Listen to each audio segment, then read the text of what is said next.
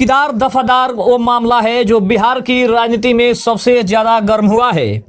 सबसे बड़ी अपडेट है, आखिर चौकीदार मौन दफादार बेखबर। क्या इस बहाली को निगल गया भ्रष्टाचार? सरकार अब क्या करेगी? क्या करेंगे चिराग पासवान? क्या करेगी नीतीश कुमार की सरकार? आखिर संजय पासवान का वो दिया हुआ पत्र क्या सम्राट चौधरी ने देखा नहीं, या फिर उसके कोई लेना देना नहीं?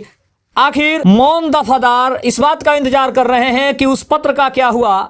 आज सभी उस पत्र के बारे में जानना चाहते हैं। आइए हम इस खबर को एक बार फिर से विस्तार से जानने की कोशिश करते हैं। उसके पहले अगर चैनल पर नए हैं तो चैनल को जरूर सब्सक्राइब कर ले।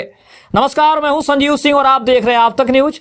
आइए इस खबर को थोड़ा और विस्तार से जानने की कोशिश करते हैं कि अभी तक इस खबर में और चौकीदार दफादार बहाली को लेकर अब नई अपडेट क्या है और ये मामला अभी तक कहां से कहां तक पहुंचा है। आपको बता दें कि कविता का कुछ हिस्सा अगर देखा जाए तो ऐसे होता है कि हम किसी अगर कविता को बार बार कहें तो लोगों के मन में ये बार बार सवाल उठता है कि आखिर कोई कहना क्या चाहता है, कोई बताना क्या चाहता है। लेकिन कहानी तब संपूर्ण होती है जब उसका सुखद अंत होता है। अब सबसे बड़ा सवाल यह है कि आखिरकार चौकीदार और दफादार का जो मामला है वो बिहार सरकार इसके ऊपर ध्यान क्यों नहीं दे रही है?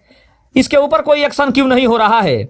आखिर कब तक चुप रहेंगे चौकीदार दफादार? व्यवस्था की चुप्पी पर जनता का गुस्सा फूट रहा है और लोग ये सवाल बार बार पूछ रहे हैं कि आखिर इसके लिए अभी तक सरकार ने ऐसा क्या किया है। शासन की गलियारों में सन्नाटा है, लेकिन बाहर सड़कों पर शोर बढ़ता जा रहा है। सवाल सीधा है, जवाब देने वाले गायब हैं। जब रक्षक ही अपनी आंखों पर पट्टी बांध ले और कानून के रखवाले अपनी जुबान पर ताला लगा दे तो समझ लीजिए कि व्यवस्था के चौकीदार और दफादार अब केवल प्रतीकात्मक तक रह गए हैं। हाल की घटनाओं ने यह साफ कर दिया है कि चौकीदार और दफादार के बीच ऐसा मौन समझौता हो चुका है जहां आम आदमी की चीखें दबकर अब रहने वाली है। जब हम चौकीदार की बात करते हैं तो इसमें केवल पुलिस या गार्ड नहीं बल्कि वो हर शख्स आता है जिसे समाज की सुरक्षा और नीति नियम बनाए रखने का वेतन मिलता है।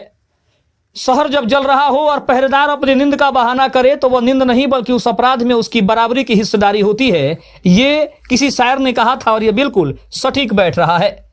जनता अब इस चुप्पी का हिसाब मांग रही है। सोशल मीडिया से लेकर चाय की दुकानों तक ये सवाल एक जन आंदोलन का रूप जो है वो धीरे धीरे लेता नजर आ रहा है। लोग पूछ रहे हैं कि क्या यह चुप्पी किसी बड़े धमाके से पहले की शांति है?